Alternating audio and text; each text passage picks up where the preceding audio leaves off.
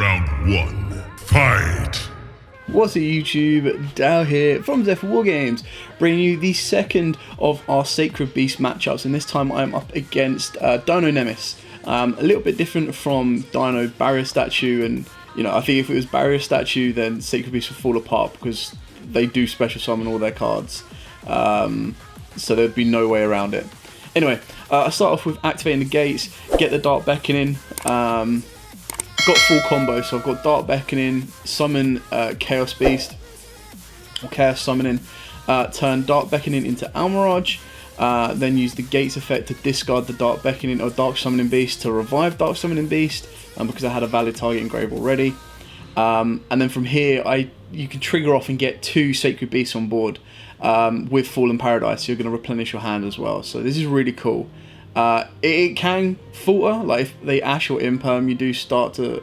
Imperm's worse, because at least if they Imperm the Dark Beckoning, you can't get the additional norm summon, so it's just like, alright. But anyway, I trigger off the Dark Beckoning and go into Hamon. I then get rid of the Chaos Summoning Beast and get into a second Hamon, and then banish it for Fallen Paradise. I searched the Raviel off of the Dark Beckoning, so I've got that for future plays as well. Play Fallen Paradise, and this is where I kind of mess myself over, is because I put both in defense, I draw into the Cillian Skyfire. You'll actually see in game 2 or 3, I leave one in attack and don't draw into Cillian Skyfire. So you can see where the gamble is. With this, there's a complete attack lock. But if my opponent gets a UCT, then it doesn't really matter. The other gamble that you make as well is by putting 2 Hamons on board. If you were to draw into the trap or have the trap, you lose your skill drain. So ideally, what you kind of want to do is you want to be able to make your plays before you take the draws off of the Fallen Paradise.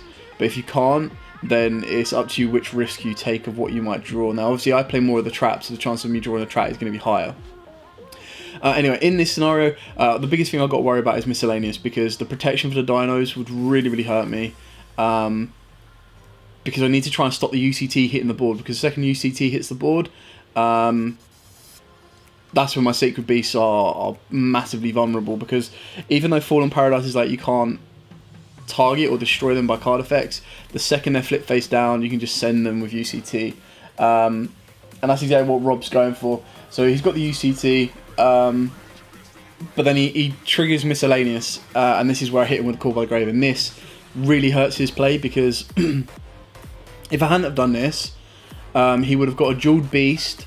Jeweled Beast would have popped a baby in hand, and his end board would have been a UCT, a Protoss, and a Link 2, plus a rank 4 as well. So in this one, I've made him to kind of not overextend, but I've had to make him go further into a play that he didn't want to do. So the Nemes engine is very interesting, because all the dinos are different attributes. Protoss is better for the deck, and it's really powerful. So the idea is that Flag, he opened up the Protoss, but the idea was that Flag spins back the Miscellaneous, you get to use that, like you've got more chance of getting into it. He Phoenixes, gets rid of my Fallen Paradise, which is the right play. Like, it's such a threat, because Fallen Paradise is like, cool, Pot of Greed, and I'm going to protect your Sacred Beast cards, which are already 4k beaters and bosses anyway. So, and in doing so, so the reason he had to go into Phoenix was to put 3 monsters with different attributes in the grave, so that he could special summon out his Protoss. You can see that in his hand he had a baby, so that Jeweled Beast would have been so damaging for me.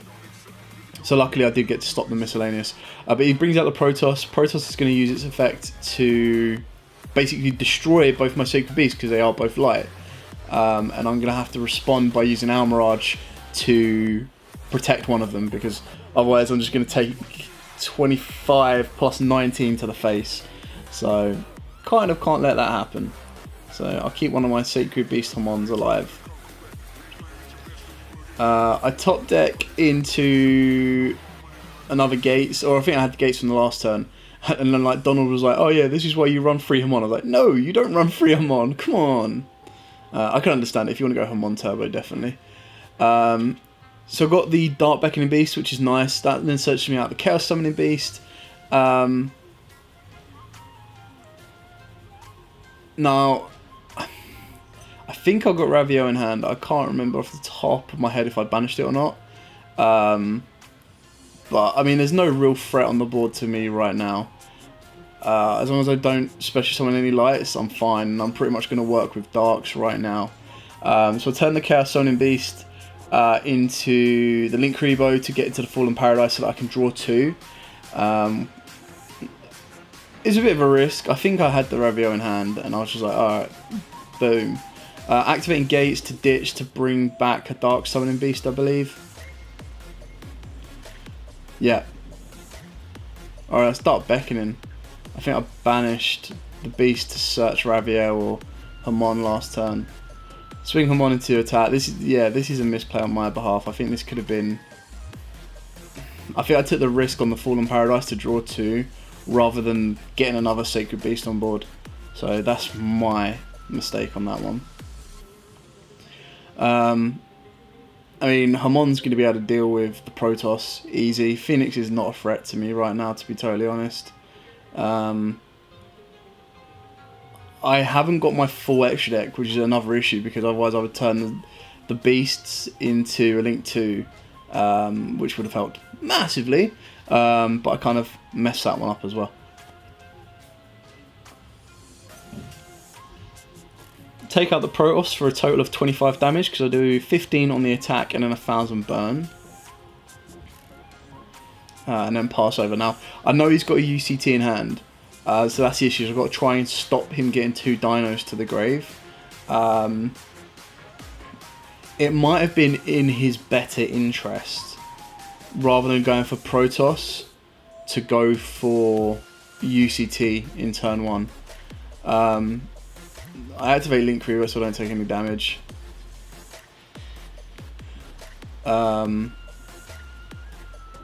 Yeah, I think UCT would have been the smarter option because he had those 2 dinos in grave rather than making the Protoss. But I think he was just tunnel visioned on making Protoss. Anyway, so a normal summon Chaos Spade, oh not Chaos Spade, Chaos Beast, Crackdown, take the Phoenix, and then Tribute 3 to bring out the Ravio Skimmer Shaper because it just requires 3 monsters. Now on to round 2, fight. Yeah, so last game was a little bit, just getting the scraper down was a bit of an extension, but yeah, I think Rob misplayed on the UCT. He said he noted that after that round that he was like, I could have done this so much better. Anyway, so he's going to go first now, and he's going to try and show off what this deck can now do. So he opens up with Archosaur. Archosaur then triggers his effect to pop the baby, and has pretty much got full Dino combo from here.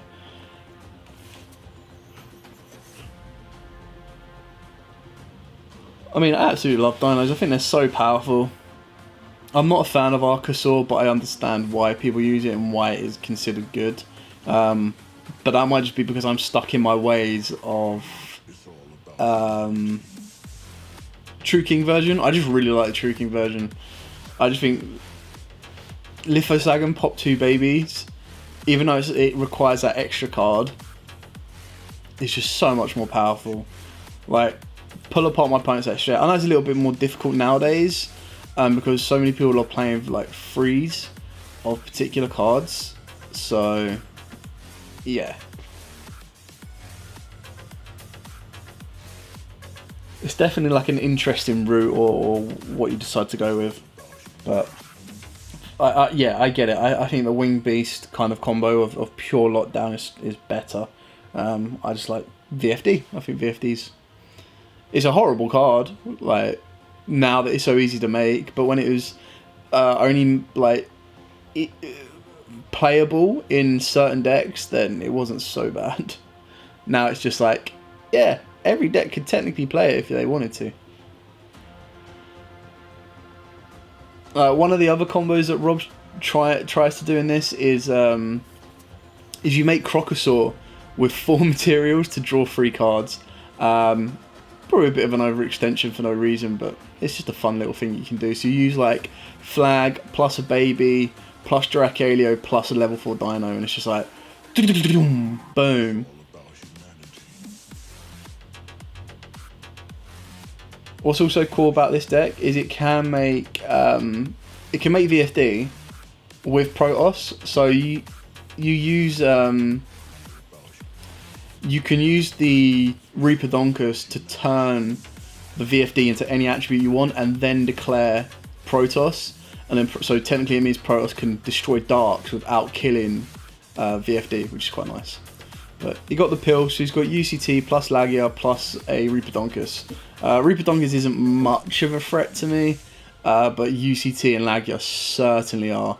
And again, in good old fashion, I've not opened up great. And the 6th card does not help me. I think the 6th card is like a Nibiru. So it's like, okay, cool, that's fun. So all of a sudden the Beckoning Beast, he ashes that, and it's like, yeah, okay, cool. Additional normal. I had full combo as well. That's what's really depressing. Fallen Paradise, and that's it. I've got no gods, so I have to gamble the god to get in the lore, and I get nothing.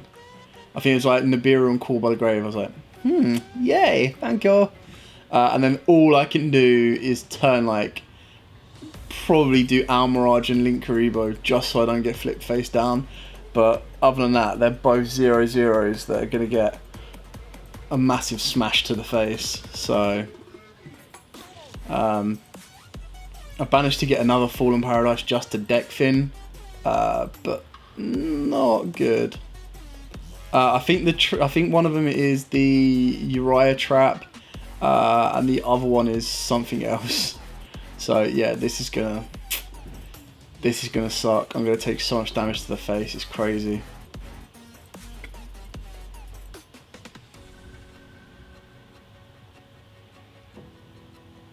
I mean, I think I still survived this, but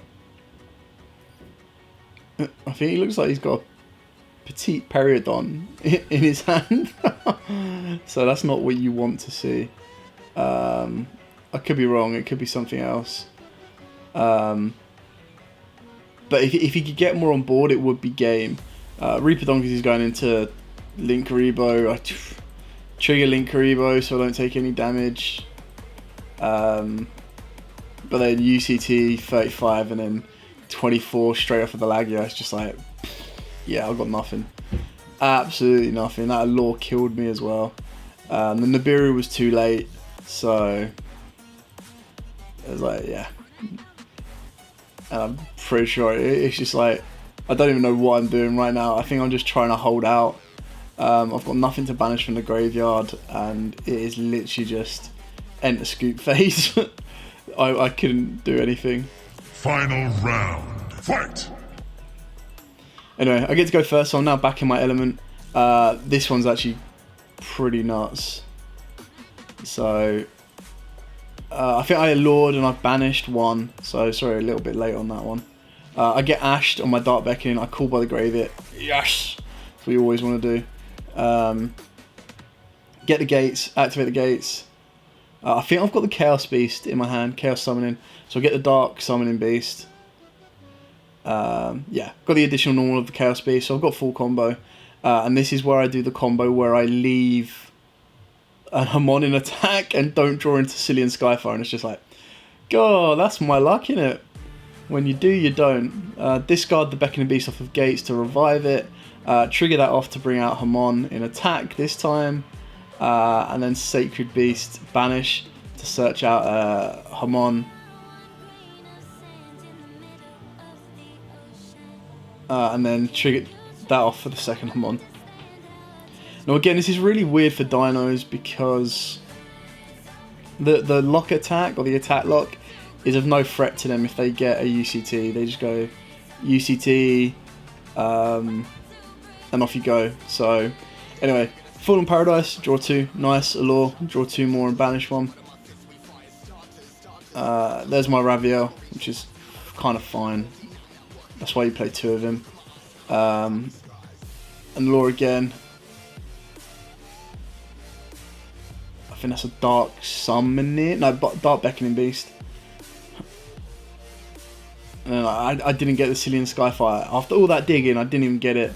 So that's it. I think I set a Call by the Grave. But the Call by the Grave wins me the game because I had the Call by the Grave to stop the Ash, and this Call by the Grave kills the Miscellaneous. Like, absolutely dead. And he needed to get Miscellaneous to the graveyard so that he could banish it to bring out an Archosaur, because again you can see in his hand that he's opened up a baby Cerosaurus, and then he would have been able to go off, like get UCT, and my board would have been broken. Like I couldn't stop it because I've got no other back row to stop it. So no, it's literally just a matter of time. So Flag is going to put back Miscellaneous. Absolutely fine. I mean, it's a nice gimmicky engine of the Nemesis in opposed to the barrier statues and just pure stun. And it really does come down to your playstyle in the event. I think if I mean, it's good for an OTK, not an OTK, but like a power play as well, because you can use Protoss to nuke the board and then lock your opponent out. So that's kind of cool. And then he's going to do the exact same thing with Protoss, but the difference is with this one is he's forgotten that I've got Fallen Paradise on the board. In the sense that the last time when he did it, he forgot that he got rid of the Fallen Paradise, which is why it killed my Hamons. And I also forget that too, because I was like, okay, cool, Almirage to protect. And then we look at it and went, oh, actually, they can't be destroyed anyway. So I would lose nothing, because no lights. I mean, there's not really anything else he could have declared. I suppose on the plus side is it stops me special summoning lights during the next turn, but it is what it is. So he's going to sack all of them off for the Protoss. I use the Almirage to protect, and then it's like, oh, hang on, wait, I've got Fallen Paradise. So don't worry, I do figure that one out. It's just because the last time we was just so used to it, it's a repeater last time. I was like, oh no, wait, I got Fallen Paradise. Get that out of here. And now it's just like, oh, I need Cillian Skyfire. So yeah, he's not done too well. That loss of the Ash that allowed me to go off, and the loss of that Miscellaneous that didn't allow him to go off, is what wins it from here. Fallen Paradise, draw 2. I think I'll get into another crackdown. Use the gate. He's got the Ash, and I've got the third Call by. The third. I feel so sorry for him, because like, to get all 3 of your Call buys in the opening hand and then your secondary hands. I know I've gone through a lot of draw play. I've gone through like 3 Allures and 2 thingy. So add the. I was going to add the Cillian Skyfire. I changed that. I'm adding the trap because, again, apologies on this one. I was not aware of the way the trap works, and we're still not 100% on it. That apparently the Sacred Beast has to be correctly summoned first, not summoned ignoring its summoning conditions, even though the trap says it ignores its summoning conditions. So it's the only reason that I make these plays coming forward. I've still got game on board because I've got Cillian Skyfire. I've put him down on low life, and then what I do is I just finish him. Overlay into Gustav Max. No, it only puts him on like 1,000 life points left, and I was like, cool, I'll shotgun the trap early, bring back the Hamon to protect through any spell. He's got 2 cards in his hand. If any of them are spells, I'll deal with it. But obviously, now that I know the trap doesn't work that way, I would change it completely and not use that trap. Yeah, so that is it. Sacred Beasts took out Dino Nems. Obviously didn't open up too well, but you can kind of see what they do. So thanks for watching. Don't forget to like, comment, subscribe, share, the whole 9 yards, ladies and gentlemen. Also pick up your limited edition Zephyr War Games mat that you saw me play in that video at Venom Battle Gear. The link will be in the description below. But as always, guys, happy dueling.